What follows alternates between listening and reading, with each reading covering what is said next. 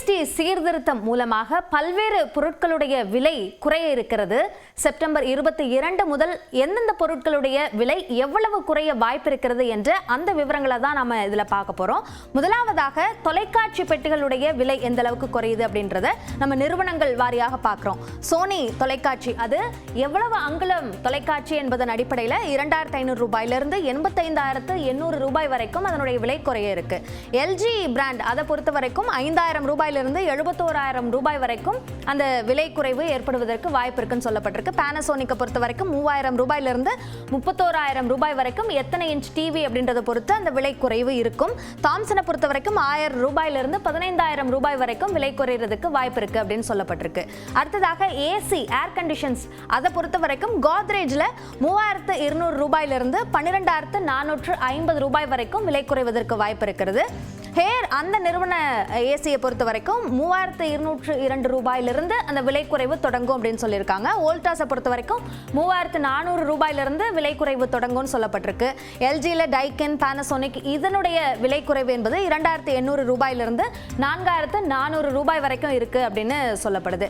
அடுத்ததாக டிராக்டர் விவசாயிகளுக்கு உதவக்கூடிய டிராக்டரை பொறுத்த வரைக்கும் 23,000 ரூபாயிலிருந்து 63,000 ரூபாய் வரைக்கும் அதனுடைய விலை குறைகிறதுக்கு வாய்ப்பு இருக்குன்னு சொல்லப்படுது. குறிப்பாக கட்டுமானத்திற்கு அவசியமான சிமெண்டினுடைய விலை 50 கிலோ மூட்டை ஒன்றுக்கு 30 ரூபாயிலிருந்து 35 ரூபாய் வரைக்கும் விலை குறைகிறதுக்கு வாய்ப்பு இருக்குன்னு சொல்லப்படுது. அடுத்ததாக தினசரி நம்ம பயன்படுத்துகிற கிட்டத்தட்ட 1,200 பொருட்களுடைய விலை குறைய இருக்கு. அதுல முக்கியமானதை நம்ம பார்க்குறோம். Tooth paste, tooth brush, soap, shampoo, biscuit, chocolate இதனுடைய விலையும், அதே மாதிரி நெய், வெண்ணெய், ஐஸ்கிரீம், சீஸ், பன்னீர், தண்ணீர் பாட்டில், அதே மாதிரி பாட்டிலில் அடைக்கப்பட்ட சில வகை ஜூஸ் இதனுடைய விலையெல்லாம் குறையிறதுக்கு வாய்ப்பு இருக்குன்னு சொல்லப்படுது. அதே மாதிரி நூடுல்ஸ், பேனா, ஸ்கூல் பேக், சைக்கிள், தலைவலி தைலம், அதே மாதிரி ஷேவிங் கிரீம் இதனுடைய விலையும் குறையிறதுக்கு வாய்ப்பு இருக்குன்னு சொல்லப்படுது. இதுல விலை உயர்றதுக்கான வாய்ப்பு இருக்கிற பொருட்கள், ஏன்னா இதனுடைய ஜிஎஸ்டிலாம் அதிகப்படுத்தப்பட்டது. அந்த அடிப்படையில் பிவரேஜஸ் அந்த குளிர்பானங்கள் அதனுடைய டின்ல அடைக்கப்பட்ட அந்த குளிர்பானங்கள் அதனுடைய விலை உயர்றதுக்கு வாய்ப்பு இருக்கு. புகையிலுடைய விலையும், பான் மசாலாவுடைய விலையும், சிகரெட்டுடைய விலையும் அதிகரிக்கிறதுக்கு வாய்ப்பு இருக்கு. இதுக்கெல்லாம் சின்டாக்ஸ் அப்படின்னு சொல்லப்படுற வகையில் இதனுடைய வரி அதிகரிக்கப்பட்டிருக்கு. இந்த அடிப்படையில் இதனுடைய விலையெல்லாம் அதிகரிக்குது. ஒட்டுமொத்தமாக தினசரி நம்ம பயன்படுத்துகிற நிறைய பொருட்களுடைய விலை ஜிஎஸ்டி சீர்திருத்தம் மூலமாக குறையுது அப்படின்றது மக்களுக்கு மகிழ்ச்சி அளிக்கக்கூடிய ஒரு செய்தியாக பார்க்கப்படுகிறது. வருமான வரி விலக்கு உச்சவரம்பு உயர்வு, ஜிஎஸ்டி சீர்திருத்தம் என ஒரே ஆண்டில் 2 பரிசுகளை பொதுமக்களுக்கு மத்திய அரசு வழங்கியுள்ளதாக பிரதமர் நரேந்திர மோடி பெருமிதம் தெரிவித்துள்ளார்.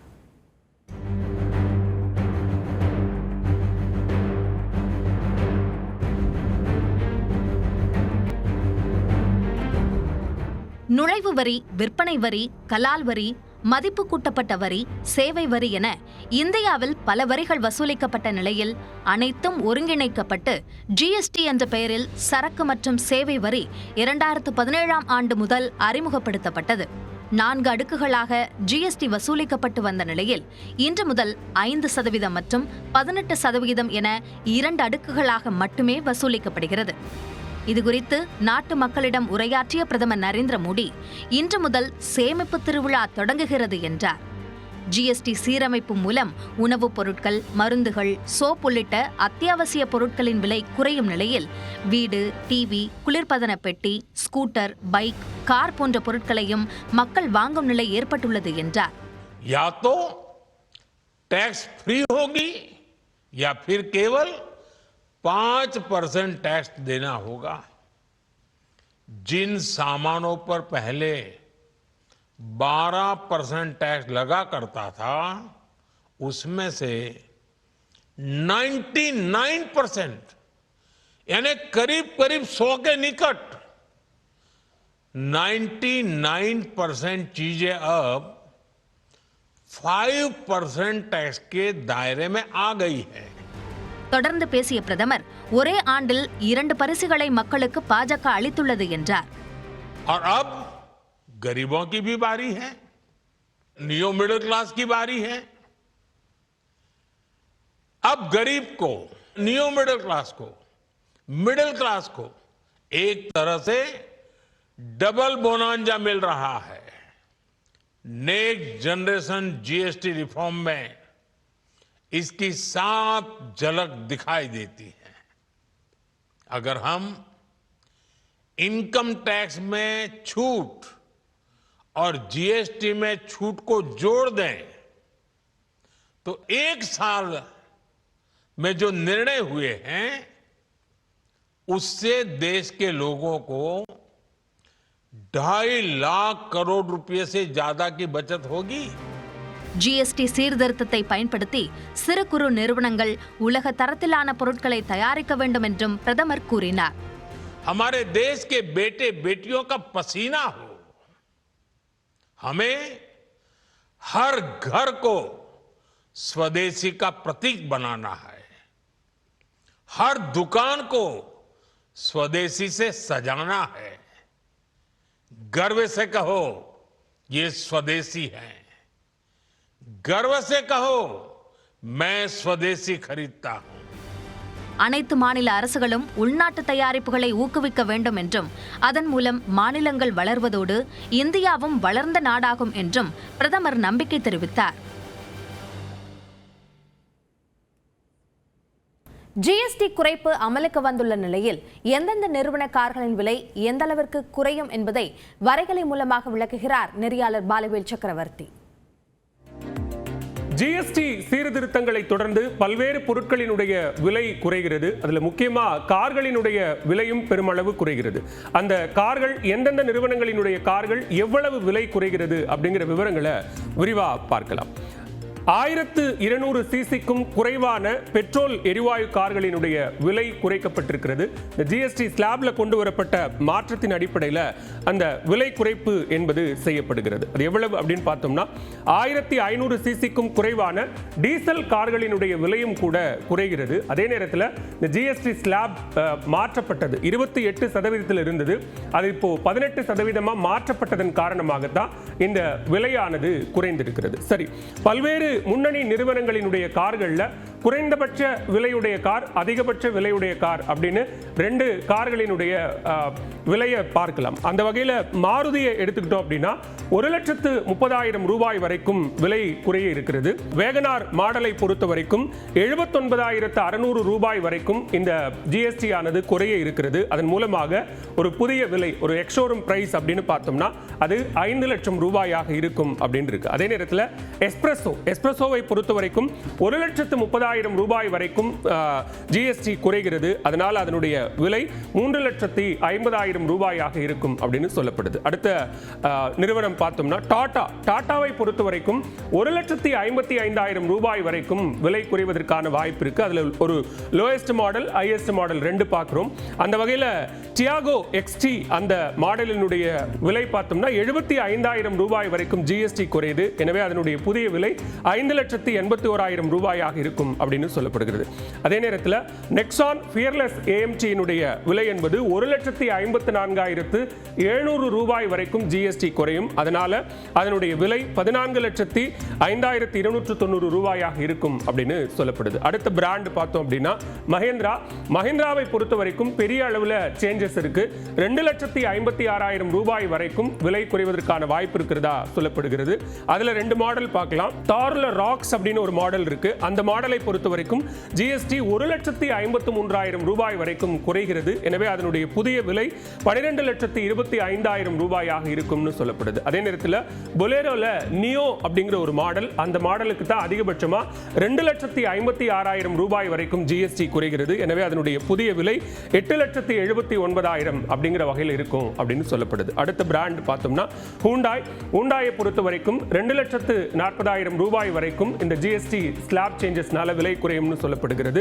அதுல ஹூண்டாய் இஎக்ஸ் அப்படிங்கிற ஒரு மாடல், அந்த மாடலை பொறுத்த வரைக்கும் 31,867 ரூபாய் அப்படிங்கிறது ஜிஎஸ்டி குறைகிறது. எனவே அதனுடைய புதிய விலை 5,68,033 ரூபாய் அப்படின்னு சொல்லப்படுது. அதே நேரத்தில் ஹூண்டாயில டாக்சன் அப்படின்ற ஒரு மாடல், அந்த மாடல்ல 2,39,303 ரூபாய் அதிகபட்சமா ஜிஎஸ்டி குறையிறதுனால அதனுடைய புதிய விலை அப்படிங்கிறது 33,49,897 ரூபாயாக இருக்கும் அப்படின்னு சொல்லப்படுகிறது. இது நாம பார்த்தது எல்லாமே ஒரு டாப் மாடல், ஒரு லோ மாடல் அப்படின்னு 2 வேரியன்ட் பார்த்திருக்கோம். இடைப்பட்ட பல்வேறு மாடல்களுக்கும் இந்த ஜிஎஸ்டி சீர்திருத்தத்தின் மூலமாக மிக பெரிய அளவில் விலை குறைகிறது. இது அமலுக்கு வருகிறது. சென்னையில் பேருந்து, மெட்ரோ, புறநகர் ரயில் என அனைத்து பொது போக்குவரத்து சேவைகளுக்கும் ஒரே டிக்கெட்டில் பயணம் செய்யும் வசதி கொண்ட சென்னை ஒன் செயலியை முதலமைச்சர் மு.க. ஸ்டாலின் இன்று தொடங்கி வைக்க உள்ளார். இந்த செயலியின் சிறப்பம்சங்கள் என்ன, எப்படி பயன்படுத்துவது, விரிவாக பார்க்கலாம்.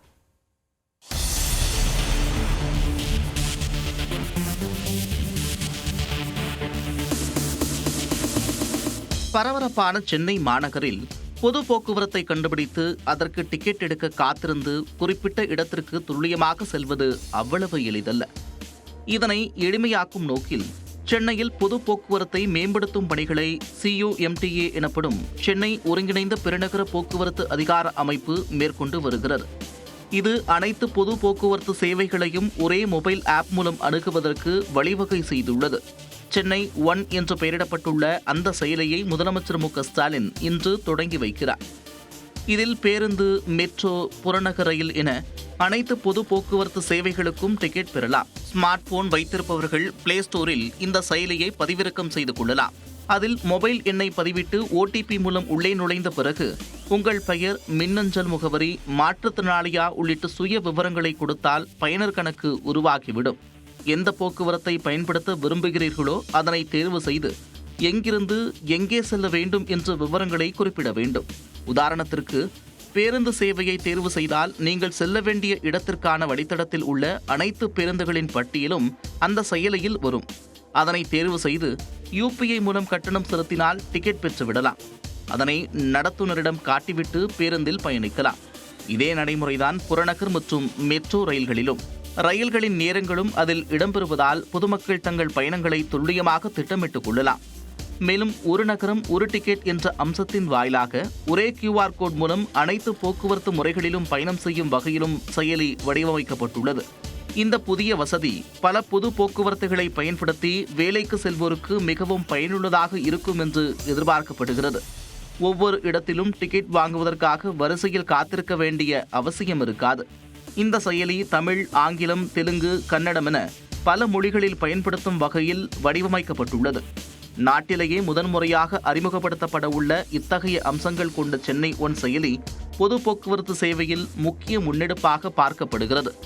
பொது போக்குவரத்தை தொடர்ந்து வாடகை ஆட்டோ, வாடகை கார் உள்ளிட்ட சேவைகளும் இதில் விரைவில் இணைக்கப்படும் என்று எதிர்பார்க்கப்படுகிறது.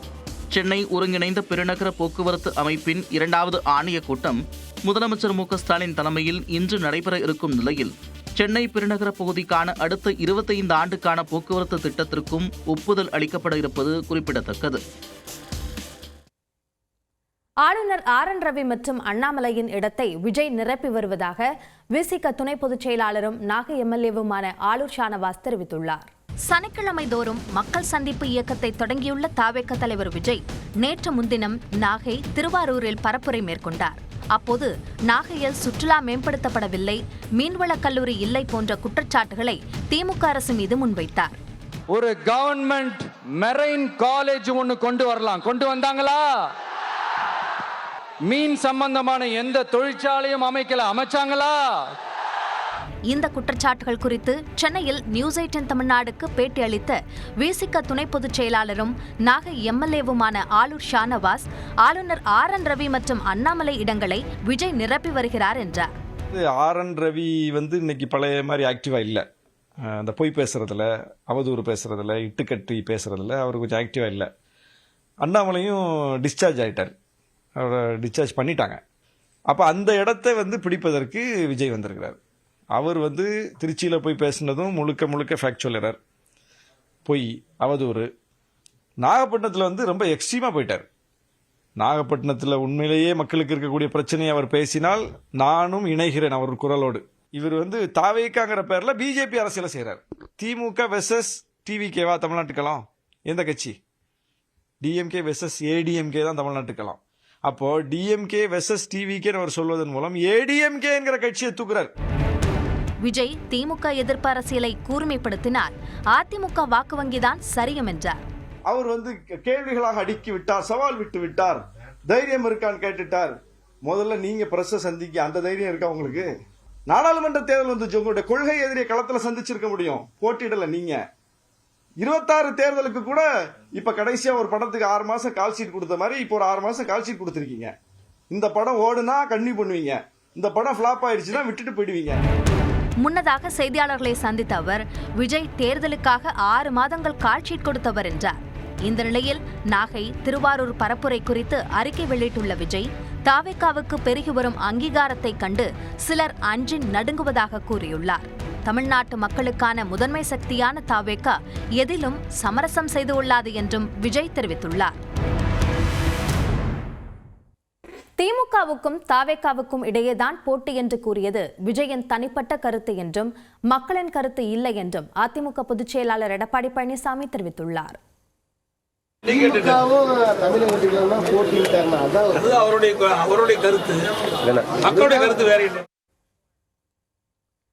திமுகவோடு போட்டி போட விஜய்க்கு தகுதி இல்லை என்று அமைச்சர் கே நேரு மறைமுகமாக சாடியுள்ளார். ஒரு காலத்திலே திமுக எதிர்த்து அதிமுக இப்படிதான் மாறி மாறி நம்முடைய தமிழ்நாட்டில் இருந்தது. ஆனால் இன்றைக்கு இன்னொருவர் வருகிறார், வந்து சொல்கிறார், நாங்கள் எங்களோடு தான் நேரடியாக போட்டி என்றலாம். திமுகவோட போட்டி போட உனக்கு தகுதியே இல்லை தம்பி. நம்முடைய பாலுவோட சொன்னது போல நீ வந்து நம்முடைய கலைவாளன் சொன்னார், நான் பார்க்குறேன் அப்படின்னு சொன்னார். நான் அப்படிலாம் சொன்னேன். நான் முதல் நாள் தான் வந்துட்டு போகிறான், நீ மறுநாள் அதே இடத்துல கூட்டம் போடுறேன்னா வாங்க அதை அடிச்சு காமிக்கிறேன். நான் அடிச்சு காமிச்சு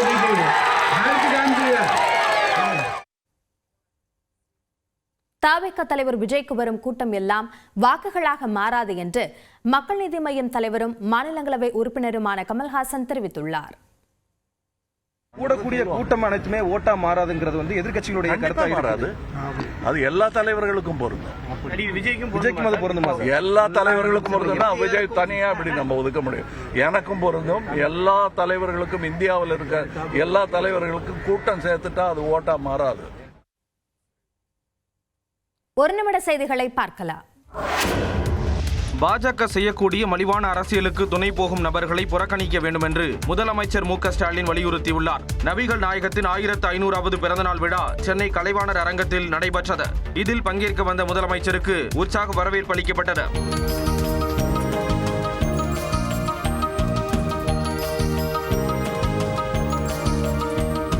இதில் பங்கேற்று உரையாற்றிய முதலமைச்சர் ஸ்டாலின், கட்சிகளை கடந்த அனைத்து இஸ்லாமிய தலைவர்களும் ஒரே மேடையில் திரண்டுள்ளதை சுட்டிக்காட்டினார். அனைவரும் இதேபோல் ஒற்றுமையாக இருக்க வேண்டும் என்பதே தனது விருப்பம் என்றும் அவர் கூறினார். ஒற்றுமைதான் கொள்கைகளில் வெற்றி பெறுவதற்கான முதல் படி. பாஜக செய்து வரக்கூடிய மலிவான சர்வாதிகார எதேச்சையாக அரசியலுக்கு துணை போகக்கூடிய துரோகத்தால ஈடுபட்டுள்ளவர்களை புறக்கணிக்கணும். பாலஸ்தீனத்தில் நடக்கும் கொடுமைகளை முடிவுக்கு கொண்டு வருவதற்கான முயற்சியில் மத்திய அரசு ஈடுபட வேண்டும் என்று முதலமைச்சர் ஸ்டாலின் வலியுறுத்தினார். காசால நடத்தப்பட்டு வர துயரத்தை பார்த்து மனசாட்சி உள்ள யாரும் கவலைப்படாமல் இருக்க முடியாது. இதுக்கு விரைவில் ஒரு நல்ல தீர்வு ஏற்படணும். இஸ்லாமிய மக்களின் உரிமைகளை பெற்று தந்ததுடன் அதை பாதுகாக்கும் இயக்கமாக திமுக எப்பொழுதும் இருக்கும் என்றும் முதலமைச்சர் உறுதியளித்தார். தேசிய கல்விக் கொள்கையை ஏற்றால் மட்டுமே சமக்கர சிக்ஷா திட்டத்தின் கீழ் கல்வி நிதி வழங்கப்படும் என்று தெரிவித்த மத்திய கல்வித்துறை அமைச்சர் தர்மேந்திர பிரதான், கல்வியில் தமிழ்நாடு அரசு அரசியல் செய்ய வேண்டாம் என்றும் கேட்டுக் கொண்டார். சென்னையில் தனியார் நிகழ்ச்சியில் கலந்து கொண்ட பின்னர் செய்தியாளர்களை சந்தித்த அவர், மாநில அரசுக்கு அனைத்து விதமான ஒத்துழைப்பையும் வழங்க தயார் என்றும் தமிழ்நாட்டில் வேறு மொழிகளை திணிக்கவில்லை என்றும் தெரிவித்தார்.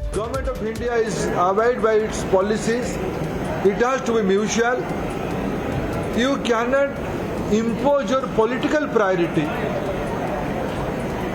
above the interests of students of Tamil Nadu. மேலும் உத்தரப்பிரதேச மாணவர்கள் விரும்பினால் ஹிந்தி, ஆங்கிலத்துடன் தமிழ் மொழியையும் கற்கலாம் என்றும் தர்மேந்திர பிரதான் தெரிவித்தார்.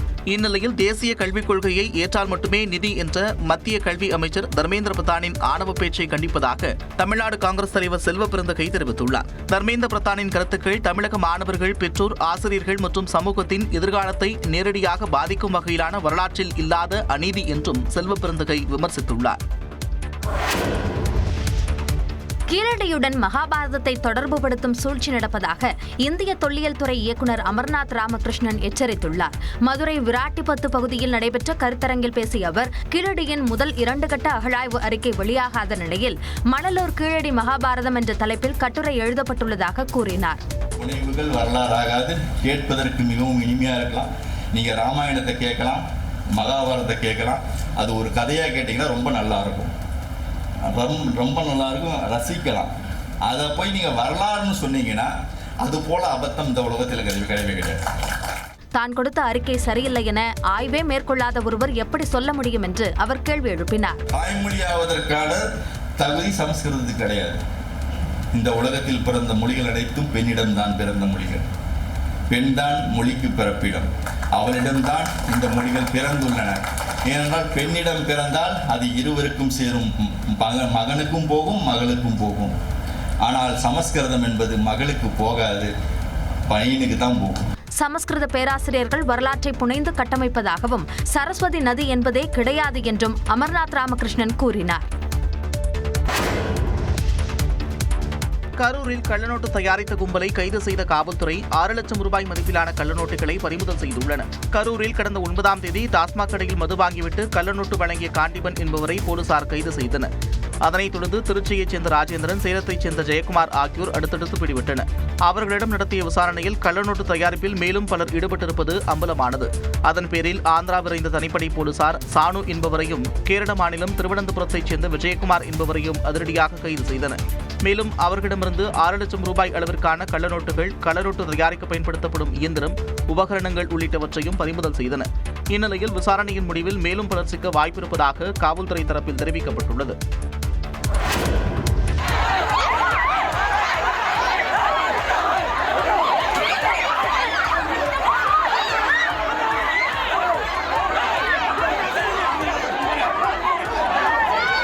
மதுரை வாடிப்பட்டி அருகே துர்க்கையம்மன் கோயிலை திறப்பது தொடர்பாக பெண்கள் உட்பட 2 பிரிவைச் சேர்ந்தவர்கள் தகராறில் ஈடுபட்ட காட்சிகளை இவை.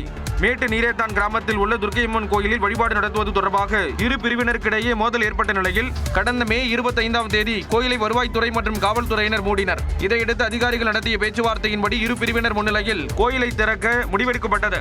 ஆனால் காவல்துறையினர் ஒரு பிரிவினரை வைத்து மட்டும் கோயிலை திறக்க முயன்றதாக மற்றொரு தரப்பினர் வாக்குவாதத்தில் ஈடுபட்டனர். இது மோதலாக முற்றி பெண்கள், ஆண்கள் என இரு பிரிவைச் சேர்ந்தவர்கள் ஒருவரை ஒருவர் தாக்கிக் கொண்டனர்.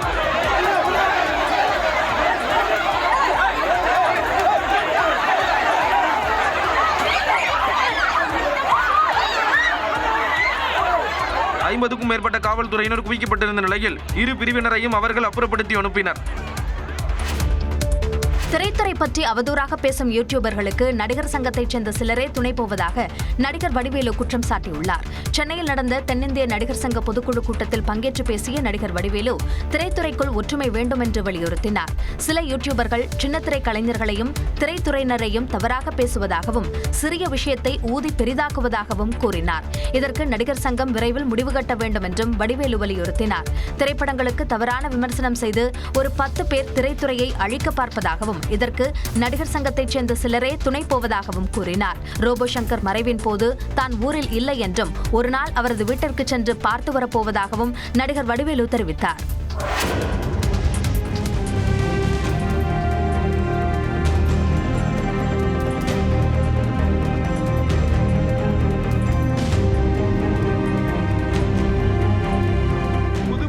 தயாராகியுள்ள தெலுங்கானா காவல்துறை வாகனங்களின் கடுகு பார்வை காட்சிதான் இது. ஆந்திர பிரதேசத்திடம் இருந்து கடந்த 2014ஆம் ஆண்டு தனி மாநிலமாக தெலுங்கானா பிரிந்தது. இதையடுத்து தெலுங்கானா ஸ்டேட் போலீஸ் என மாநில காவல்துறையின் வாகனங்கள் இயங்கி வந்தன. இந்நிலையில் தெலுங்கானா ஸ்டேட் போலீஸ் என்ற வாக்கியம் தெலுங்கானா போலீஸ் என மாற்றப்பட்டது. ஏறத்தாழ 1,60 லட்சம் ரூபாய் செலவில் 188 காவல்துறை வாகனங்களில் புதிய ஸ்டிக்கர் ஒட்டப்பட்டு புது பொலிவுடன் களமிறக்கப்பட்டுள்ளன.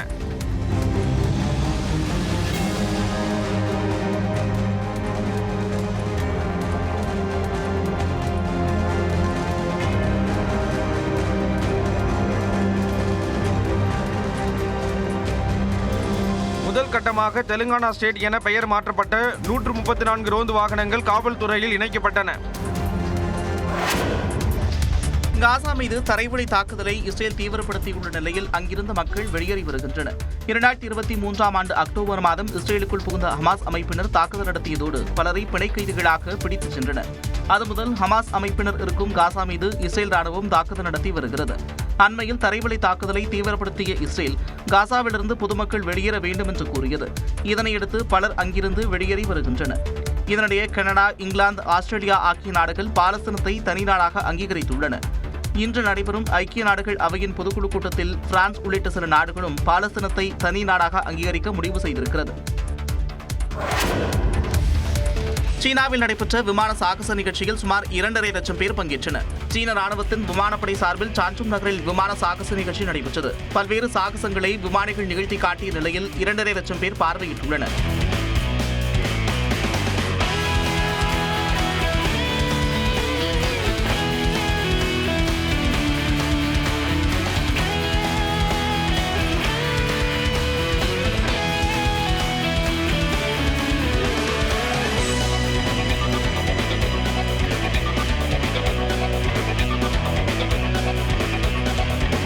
பயங்கரவாத தாக்குதலை எதிர்கொள்வது குறித்து ராணுவத்தினர் விளக்கி காட்டினர்.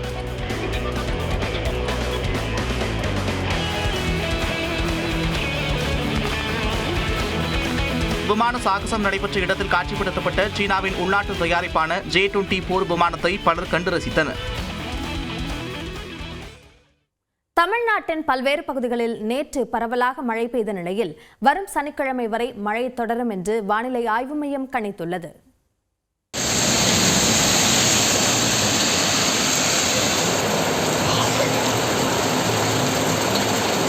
ஈரோட்டில் கொட்டி தீர்த்த கனமழை காரணமாக ரயில் நிலையத்தில் மழைநீர் புகுந்ததால் பயணிகள் அவதியடைந்தனர்.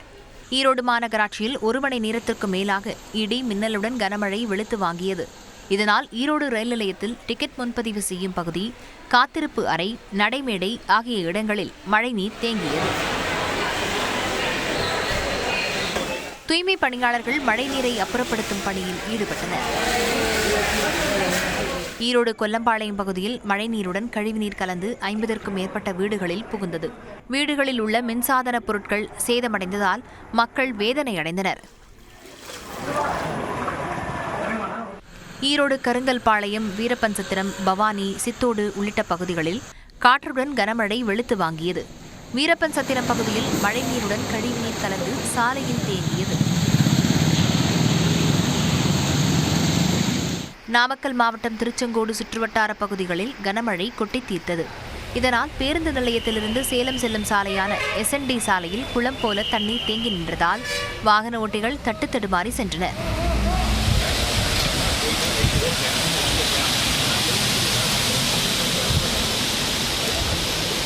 தேனி மாவட்டம் பெரியகுளம் மற்றும் அதன் சுற்றுவட்டார பகுதிகளில் சுமார் 1 மணி நேரம் மழை பெய்தது.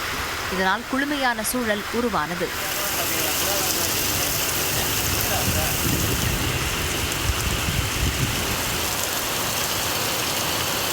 சென்னை புறநகர் பகுதிகளில் நேற்று இரவு கனமழை பெய்தது. குறிப்பாக தாம்பரம், சேலையூர், வண்டலூர், முடிச்சூர் சுற்றுவட்டார பகுதிகளில் மழை வெளுத்து வாங்கியது. தமிழ்நாடு மற்றும் புதுச்சேரியில் வரும் சனிக்கிழமை வரை மிதமான மழை நீடிக்க வாய்ப்பிருப்பதாக வானிலை ஆய்வு மையம் தெரிவித்துள்ளது. சென்னை மற்றும் புறநகர் பகுதிகளில் இன்று மிதமான மழை பெய்யக்கூடும் எனவும் அதிகபட்ச வெப்பநிலை 91 டிகிரி ஃபாரன்ஹீட் என்ற அளவில் வெயில் குறைவாகவே இருக்கும் எனவும் கணித்துள்ளது.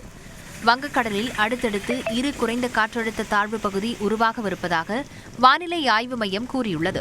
அதன்படி வங்கக்கடல் பகுதியில் நாளையும், வடகிழக்கு வங்கக்கடல் பகுதியில் வரும் வெள்ளிக்கிழமையும் குறைந்த காற்றழுத்த தாழ்வு பகுதி உருவாகும் என தெரிவிக்கப்பட்டுள்ளது. எக்ஸ்பிரஸ் 18 செய்திகளை பார்க்கலாம். புகழ்பெற்ற குலசேகரப்பட்டினம் முத்தாரம்மன் கோயில் தசரா திருவிழா நாளை கொடியேற்றத்துடன் தொடங்கும் நிலையில் ஏற்பாடுகள் தீவிரமடைந்துள்ளன. அக்டோபர் 2ஆம் தேதி சிகர நிகழ்வான மகிஷாசூர சம்ஹாரம் நடைபெறுவதால் சுமார் 15 லட்சம் பக்தர்கள் பங்கேற்பார்கள் என எதிர்பார்க்கப்படுகிறது. கோட்டாட்சியர் கௌதம் தலைமையில் அதிகாரிகள் ஆலோசனைக் கூட்டம் நடத்தினர். இதைத் தொடர்ந்து பக்தர்களுக்கு அடிப்படை வசதிகள், பார்க்கிங் வசதிகள் ஏற்பாடு செய்யப்பட்டிருப்பதாகவும் சுமார் 4000 காவல்துறையினர் பாதுகாப்பு பணியில் ஈடுபடவிருப்பதாகவும் கோட்டாட்சியர் தெரிவித்தார். சாத்தான்குளம் தந்தை மகன் கொலை வழக்கில் சாட்சி விசாரணை நிறைவு பெற்றது. கடந்த 2020ஆம் ஆண்டு ஜெயராஜ், பினிக்ஸ் ஆகியோர் விசாரணைக்கு அழைத்துச் செல்லப்பட்ட நிலையில் காவல்துறையினர் தாக்கியதில் உயிரிழந்தனர். இந்த வழக்கு மதுரை மாவட்ட 1வது கூடுதல் நீதிமன்றத்தில் நடைபெற்று வரும் நிலையில் கண்ணால் கண்ட சாட்சிகள் உட்பட 52 பேரிடம் விசாரணை நடைபெற்றது.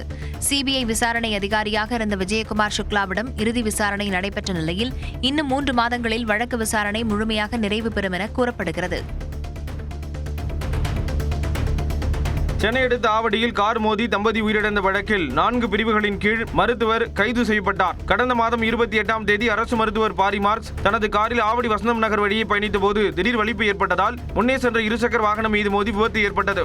இதில் தம்பதி உயிரிழந்தனர். மருத்துவர் பாரி மார்க்ஸ் சிகிச்சைக்கு பின் வீடு திரும்பினார். இந்நிலையில் அதிவேகமாக கார் ஓட்டுதல், உயிரிழப்பை ஏற்படுத்துதல் உள்ளிட்ட பிரிவுகளின் கீழ் அவரை காவல்துறையினர் கைது செய்து சிறையில் அடைத்தனர். ஈரோடு மாவட்டம் கோபிச்செட்டிப்பாளையம் அருகே யானை தாக்கி விவசாயி உயிரிழந்தார். கொங்கர்பாளையம் வினோபா நகர் பகுதியைச் சேர்ந்த பெரியசாமி தனது தோட்டத்திற்கு சென்றபோது அங்கு நின்றிருந்த யானை பெரியசாமியை தாக்கி மிதித்துக் கொன்றது. இந்நிலையில் அந்த வழியாக சென்றவர்கள் பெரியசாமியின் சடலத்தை கண்டு பங்களாபுதூர் காவல் நிலையத்திற்கு தகவல் அளித்துள்ளனர். இதையடுத்து சம்பவ இடத்திற்கு விரைந்த போலீசார் சடலத்தை மீட்டு பிரேத பரிசோதனைக்காக கோபி அரசு மருத்துவமனைக்கு அனுப்பி வைத்தனர். காரைக்குடியில் தனியார் நிறுவனத்தில் பணிபுரிந்த பெண் ஊழியரிடம் 8 லட்சம் ரூபாய் பணம் பெற்றுக்கொண்டு மோசடி செய்த உரிமையாளர் கைது செய்யப்பட்டார். அலெக்சாண்டர் என்பவர் தனது மாற்றம் ஃபவுண்டேஷன் நிறுவனத்தை விரிவுபடுத்தும் நோக்கத்தில் தன்னிடம் பணிபுரிந்த சிவகாமி என்பவரிடம் 8 லட்சம் ரூபாய் பணத்தை பெற்றுக்கொண்டு திருப்பித் தராமல் அலைகழித்துள்ளார். புகாரின் பேரில் விசாரணை மேற்கொண்ட காவல்துறையினர் அலெக்சாண்டர் மீது ஏற்கனவே மோசடி குற்றச்சாட்டு இருந்ததால் அவரை கைது செய்தனர். புரட்டாசி அமாவாசை மற்றும் ஞாயிறையொட்டி நாமக்கல் ஆஞ்சநேயருக்கு குடம் குடமாக 1008 லிட்டர் பால் ஊற்றி அபிஷேகம் செய்யப்பட்டது.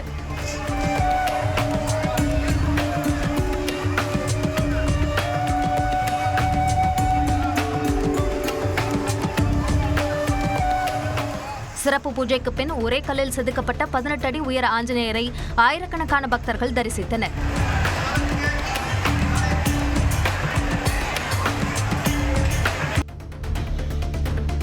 சேலம் மாவட்டம் ஏற்காட்டில் வாடகைக்கு ஓட்டப்பட்ட சொந்த பயன்பாட்டு வாகனங்களுக்கு காவல்துறையினர் அபராதம் விதித்தனர். ஏற்காட்டில் உள்ள தனியார் தங்கும் விடுதியில் நடைபெற்ற நிகழ்ச்சியில் கலந்து கொண்டவர்களுக்காக சுமார் 30க்கும் மேற்பட்ட சொந்த பயன்பாட்டு வாகனங்களை வாடகைக்கு எடுத்ததாக கூறப்படுகிறது. இந்த நிலையில் ஏற்காடு சேலம் நெடுஞ்சாலையில் வந்த வாகனங்களை ஏற்காடு போக்குவரத்து காவல்துறையினர் சோதனை செய்து ஒவ்வொரு வாகனத்திற்கும் 10,000 ரூபாய் அபராதம் விதித்தனர். மேலும் சொந்த பயன்பாட்டு வாகனங்களை வாடகைக்கு ஓட்டினால் வாகனம் பறிமுதல் செய்யப்படும் என்று போக்குவரத்து காவலர்கள் எச்சரித்தனர். நவராத்திரி விழாவை முன்னிட்டு மயிலாடுதுறை அரும்பாக்கம் கிராமத்தில் பொம்மைகள் தயாரிப்பு பணியில் கைவினைஞர்கள் மும்முரமாக ஈடுபட்டுள்ளனர். களிமண், காகித கூழ் உள்ளிட்ட மூலப்பொருட்களை கொண்டு புராண காட்சிகள், கிராமிய வாழ்வியல், விளையாட்டு உபகரணங்கள் என பல வகைப்பட்ட பொம்மைகளை கச்சிதமான முறையில் செதுக்கி இயற்கை வண்ணங்களை தீட்டி விற்பனைக்கு வைத்துள்ளனர். இவை 100 ரூபாயில் தொடங்கி 3000 ரூபாய் வரை விற்பனை செய்யப்படுகிறது.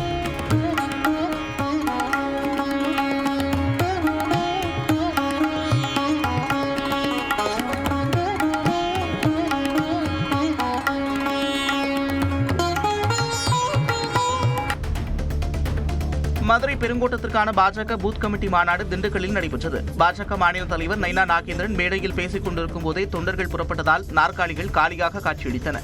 நம்முடைய மாநில தலைவர்களுக்கு உங்கள் அனைவரும் சார்பாக மனமார்ந்த மகிழ்ச்சியை தெரிவித்து ஒருங்கிணைந்து பாடுபட வேண்டும்.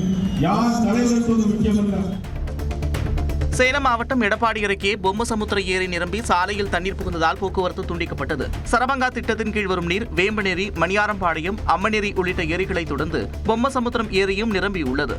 இதனால் எடப்பாடியிலிருந்து சின்னப்பம்பட்டி செல்லும் சாலை தண்ணீரில் மூழ்கியிருப்பதால் அந்த வழியாக செல்ல முடியாமல் சுற்றிச் செல்வதால் அப்பகுதி மக்கள் சிரமத்திற்கு ஆளாகியுள்ளனர். சிவகங்கை மாவட்டத்தைச் சேர்ந்த மின்வாரிய ஊழியர் ஒருவர் தனது பெட்ரோல் பைக்கை எலக்ட்ரிக் பைக்காக மாற்றி அசத்தியுள்ளார். வடகரை பகுதியில் வசிக்கும் குமார் பழைய கியர் பைக்கை வாங்கி 48 வோல்ட் பேட்டரியை இணைத்து எலக்ட்ரிக் பைக்கிற்கான மாற்றங்களை செய்து இயக்கி வருகிறார். 5 மணி நேரம் சார்ஜ் செய்து 75 கிலோமீட்டர் வரை பயணிப்பதாக அவர் கூறினார். பைக் இயக்கத்தின் போது மற்றொரு பேட்டரியை சார்ஜ் செய்யும் முயற்சியையும் மேற்கொண்டு வருவதாக தெரிவித்தார். திருப்பூர் மாவட்டம் அவிநாசியில் உள்ள தனியார் செவிலியர் கல்லூரியில் உலக அமைதி தினத்தையொட்டி 2950 மாணவ மாணவிகள் சமாதான புறா வடிவம் போல அணிவகுத்து உலக சாதனை படைத்துள்ளனர். சிதம்பரத்தில் 17 வயது சிறுவன் ஓட்டிச் சென்ற கார் விபத்திற்குள்ளானது. தில்லைநகரில் காரில் சென்ற அவர் கட்டுப்பாட்டை இழந்து அந்த வழியாக இருந்த கார் மற்றும் இருசக்கர வாகனங்களை இடித்து அருகே உள்ள வீட்டின் காம்பவுண்ட் சுவரில் மோதியது. சுவர் இடிந்து விழுந்த நிலையில் நல்வாய்ப்பாக யாருக்கும் காயம் ஏற்படவில்லை. விபத்து குறித்து காவல்துறையினர் விசாரணை மேற்கொண்டு வருகின்றனர். சென்னை அம்பத்தூர் அருகே பாடிக்குப்பம் பகுதியில் சாலை ஓர மரம் சாய்ந்து விழுந்த நிலையில் இருசக்கர வாகன ஓட்டிகள் நல்வாய்ப்பாக உயிர் தப்பினர்.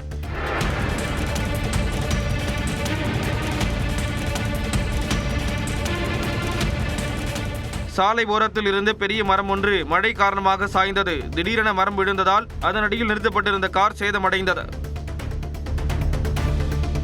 நாடு முழுவதும் வாக்காளர் பட்டியல் சிறப்பு தீவிர திருத்தப் பணிக்கு வரும் 30ஆம் தேதிக்குள் தயாராக இருக்குமாறு மாநில தலைமை தேர்தல் அதிகாரிகளுக்கு தேர்தல் ஆணையம் உத்தரவிட்டுள்ளது. அந்தந்த மாநிலங்களில் கடைசியாக மேற்கொள்ளப்பட்ட திருத்தங்களுக்கு பிறகு வெளியான வாக்காளர் பட்டியலை தயாராக வைத்திருக்குமாறு அறிவுறுத்தப்பட்டுள்ளது. எனவே வரும் அக்டோபர் அல்லது நவம்பர் மாதங்களில் வாக்காளர் பட்டியல் சிறப்பு தீவிர திருத்தப் பணி தொடங்கும் என எதிர்பார்க்கப்படுகிறது. தனக்கு சாதி மீது நம்பிக்கை இல்லை என மத்திய அமைச்சர் நிதின் கட்கரி கூறியுள்ளார். மகாராஷ்டிர மாநிலம் நாக்பூரில் நடந்த நிகழ்ச்சியில் பேசிய அவர், சாதி, மதம், மொழி அடிப்படையில் எந்த மனிதரும் உயர்ந்தவர் அல்ல என்றும் ஒருவர் எப்படிப்பட்ட மனிதர் என்பதுதான் முக்கியம் என்றும் கூறினார். மேலும் இடஒதுக்கீட்டின் கீழ் தாம் வரவில்லை என்பதுதான் கடவுள் தமக்கு கொடுத்த மிகப்பெரிய பரிசு என்றும் நிதின் கட்கரி தெரிவித்தார். மகாலய அமாவாசையை ஒட்டி கொல்கத்தாவில் உள்ள கங்கை ஆற்றில் புனித நீராட ஏராளமானோர் குவிந்தனர். மேற்கு வங்க மாநிலம் கொல்கத்தாவில் துர்கா பூஜைக்கான ஏற்பாடுகள் தீவிரமாக நடைபெற்று வருகிறது. இந்நிலையில் முன்னோர்களுக்கு திதி கொடுப்பதற்காக கங்கை ஆற்றங்கரையில் 1000க்கும் மேற்பட்டோர் கூடினர். பின்னர் அவர்கள் ஆற்றில் புனித நீராடினர்.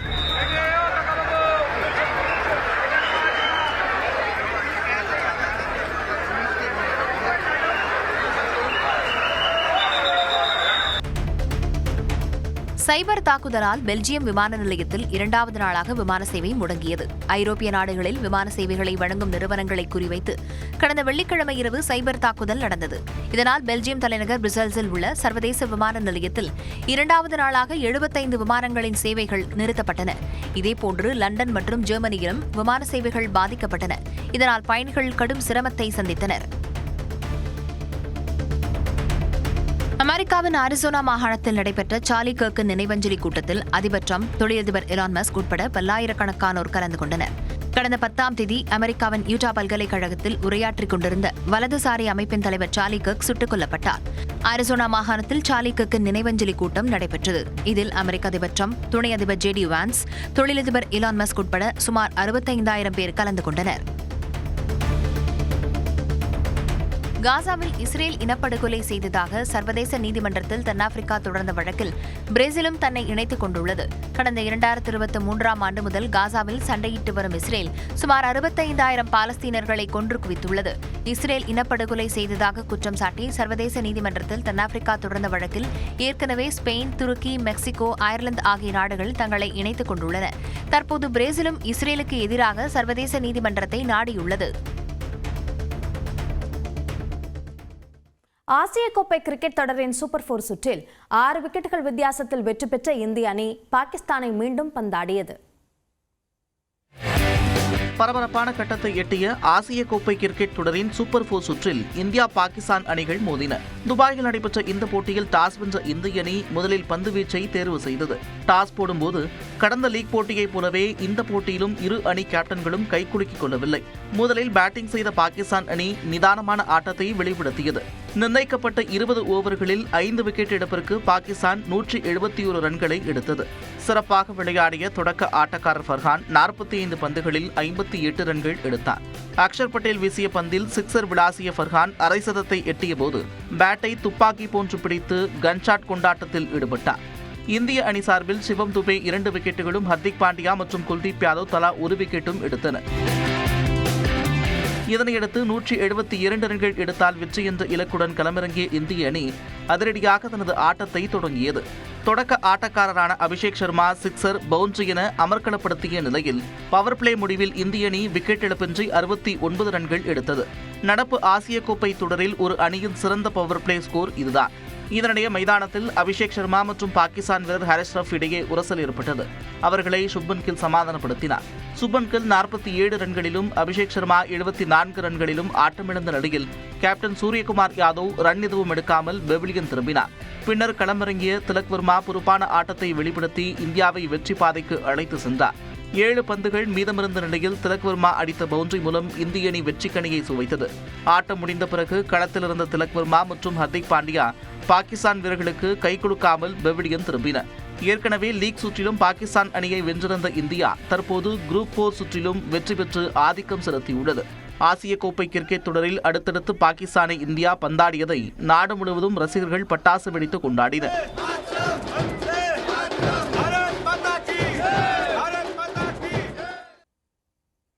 எக்ஸ்பிரஸ் 18 செய்திகளை பார்க்கலாம். தஞ்சாவூர் மாவட்டம் கபிஸ்தலம் அருகே காளியம்மன் கோயிலின் பூட்டை உடைத்து அம்மன் வெண்கல சிலை மற்றும் தங்கத்தாலி திருடப்பட்ட சம்பவம் அதிர்ச்சியை ஏற்படுத்தியுள்ளது.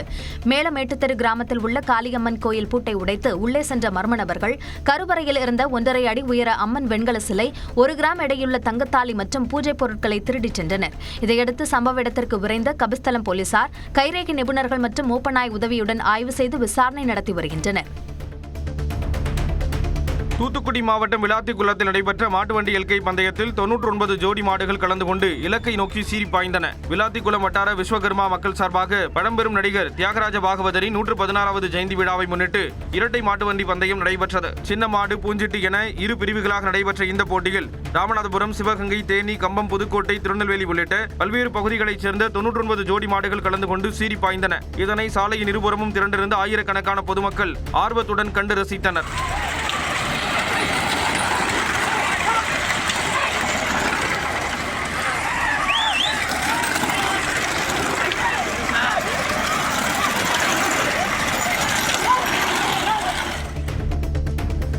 திருவண்ணாமலை மாவட்டம் ஆரணியில் தொடர் கனமழை காரணமாக லட்சுமிபுரம் தடுப்பணை நிரம்பியது.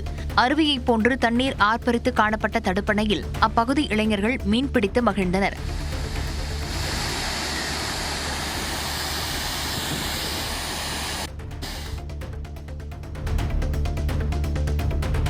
நல்லாசிரியர் விருது பெற்ற ஈரோட்டைச் சேர்ந்த தலைமை ஆசிரியரை கிராம மக்கள் மாட்டு வண்டியில் ஊர்வலமாக அழைத்துச் சென்று மரியாதை செலுத்தினர். கணபதிபாளையம் பகுதியைச் சேர்ந்த காந்திக்கு டாக்டர் ராதாகிருஷ்ணன் நல்லாசிரியர் விருது வழங்கி தமிழ்நாடு அரசு கௌரவித்தது. இந்நிலையில் தலைமை ஆசிரியர் காந்தியை பாராட்டும் விதமாக கணபதிபாளையம் பகுதியைச் சேர்ந்த 100க்கும் மேற்பட்டோர் தலைமை ஆசிரியர் காந்தியை அவரது இல்லத்தில் இருந்து மாட்டு வண்டியில் ஊர்வலமாக அழைத்து வந்து சமுதாய நலக்கூடத்தில் சால்வை அணிவித்து மரியாதை செலுத்தி பாராட்டு விழா நடத்தினர். இதனைத் தொடர்ந்து 100க்கும் மேற்பட்டோருக்கு அசைவ உணவு பரிமாறப்பட்டது. நீலகிரி மாவட்டம் கூடலூர் அருகே தோட்டமுலா குடியிருப்பு பகுதியில் யானை புகுந்ததால் மக்கள் அச்சமடைந்தனர். கிராம மக்கள் குரல் எழுப்பியதை அடுத்து யானை மெதுவாக அப்பகுதியை கடந்து சென்றது.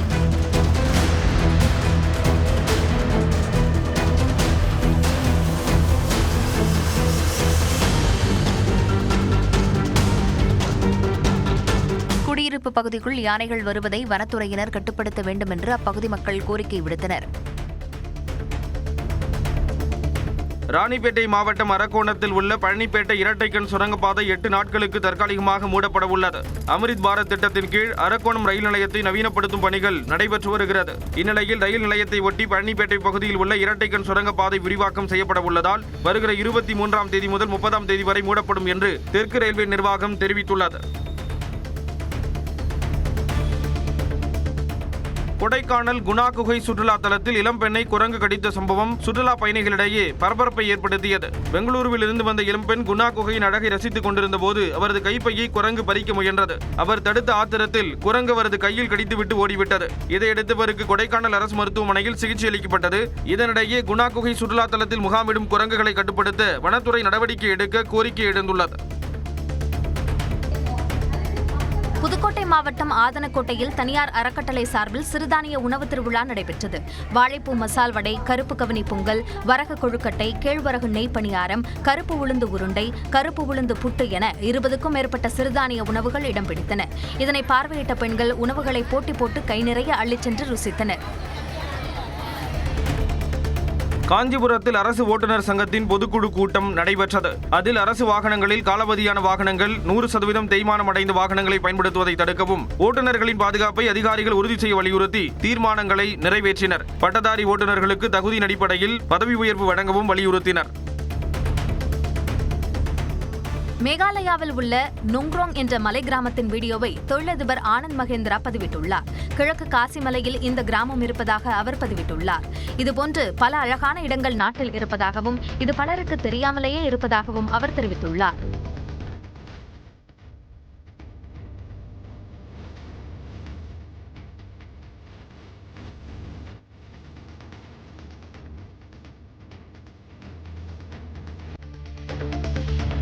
ராஜஸ்தான் மாநிலம் ஜோத்பூரில் 3வது மாடியிலிருந்து தவறி விழுந்த நபர் நல்வாய்ப்பாக உயிர் தப்பினார். அங்குள்ள கட்டடத்தின் 3வது மாடியில் ஜவுளிக்கடை ஒன்று செயல்பட்டு வருகிறது.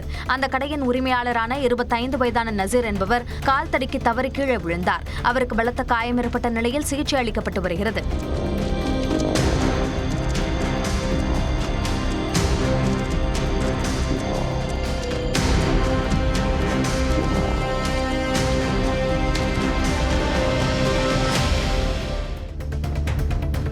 பூஜையொட்டி நடந்த நிகழ்ச்சியில் பங்கேற்ற மேற்கு வங்க முதலமைச்சர் மம்தா பானர்ஜி பாடல் பாடி அசத்தினார். துர்கா பூஜையொட்டி திரிணாமுல் காங்கிரஸ் கட்சியின் ஜகோ பங்களா வார இதழின் சிறப்பு பிரதியின் தொடக்க விழாவில் அவர் கலந்து கொண்டார். அப்போது ஜகோ துர்கா என்ற பாடலை அவர் பாடினார்.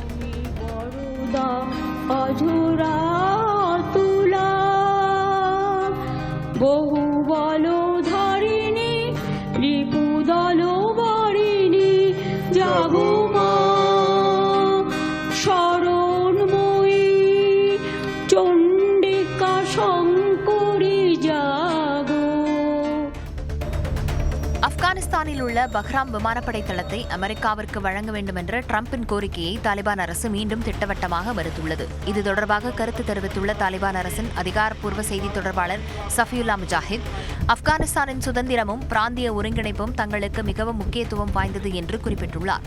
மேலும் கடந்த காலத்தின் தோல்வியுற்ற அணுகுமுறைகளை தொடர்வதற்கு பதிலாக நிதர்சனத்தையும் பகுத்தறிவையும் அடிப்படையாக கொண்ட புதிய கொள்கையை ஏற்க வேண்டும் என்று டிரம்புக்கு அறிவுறுத்தியுள்ளார். உக்ரைனில் உள்ள சுமி என்ற நகரில் ரஷ்யா நடத்திய ட்ரோன் தாக்குதலால் பயங்கர தீ விபத்து ஏற்பட்டது.